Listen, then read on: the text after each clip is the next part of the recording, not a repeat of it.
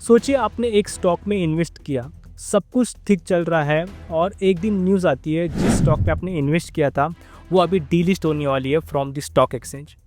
आपके दिमाग में तुरंत सवाल आता है कि अब क्या होगा मेरे पैसों का? क्या मेरा स्टॉक ज़ीरो हो गया? क्या मैं उन स्टॉक्स को बेच सकता हूँ या नहीं?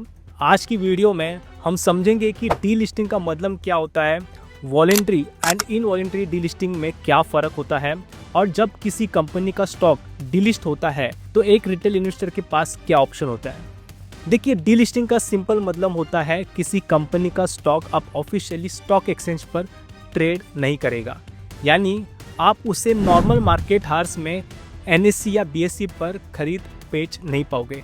लेकिन इसका हर बार ये मतलब नहीं होता कि आपका पैसा पूरी तरह से गया है। देखिए, डीलिस्टिंग दो तरीके से हो सकती है, वॉलेंट्री और इनवॉलेंट्री।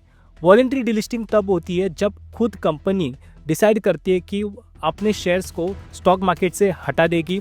इसका कारण हो सकता है कि वो प्राइवेटली ऑपरेट करना चाहती हो या फिर दूसरी बड़ी कंपनी के साथ मर्ज हो रही है। ऐसे केस में प्रमोटर्स अपना स्टेक बाय बैक करते हैं, यानी उनका ऑफर आता है कि वो आपके शेयर्स खरीदेंगे एक फिक्स प्राइस पे। इस प्रोसेस को बोलते हैं रिवर्स बुक बिल्डिंग। आपके पास ऑप्शन होता है कि आप अपने शेयर्स उन्हें बेच दे या आपके पास रख सकते हो। देखिए, इनवॉलेंट्री डीलिस्टिंग थोड़ा सीरियस केस होता है। ये तब होता है जब कंपनी सेबी के रूल्स फॉलो नहीं करती, फाइनेंशियल्स फाइल नहीं करती या फिर किसी फ्रॉड या स्कैम में फंस जाती है।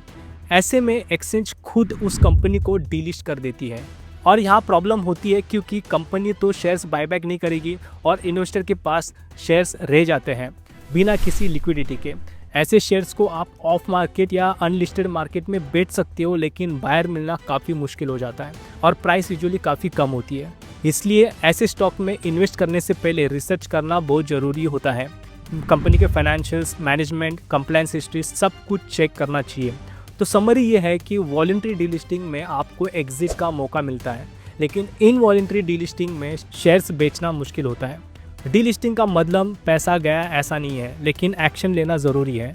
नमस्कार दोस्तों, एक और चीज़ मैं आपके साथ शेयर करना चाहूँगा जो आपके लिए हेल्पफुल होगा। यहाँ पे आप Zerodha demat account free of cost open कर सकते हो। और मैं ज़ेरोधा के बारे में क्यों बोल रहा हूँ, बिकॉज देखिए, ज़ेरोधा में आप स्टॉक्स, म्यूचुअल फंड, आईपीओ और फ्यूचर एंड ऑप्शंस एक ही जगह से आप यहाँ से इन्वेस्टमेंट ट्रेड कर सकते हो।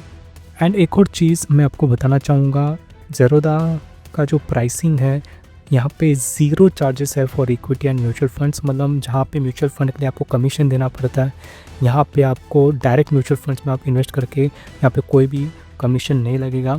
And one of the best part over here is MTF। ये ट्रेडर्स के लिए सबसे, मैं बोलूँगा, गेम चेंजर है। यहाँ पे ऑलमोस्ट 5 टाइम्स का लीवरेज आपको दिया जाता है। जहाँ पे बाकी ब्रोकर्स आपको इंट्राडे में इतना मार्जिन देते हैं, यहाँ पे आपको 5 टाइम्स का मार्जिन यहाँ पे देखने मिल रहा है। मतलब आप 5 टाइम्स के मार्जिन के साथ अपने स्टॉक्स को कैरी कर सकते हो। ये one of the best feature है, मैं बोलना चाहूँगा। एज अ ट्रेडर डेफिनेटली आपको इसका फ़ायदा उठाना चाहिए। तो अगर आपने अभी तक ज़ेरोधा डीमैट अकाउंट ओपन नहीं किया है तो उसका लिंक मैंने नीचे डिस्क्रिप्शन बॉक्स में दिया हुआ है, आप जाके ओपन कर सकते हो।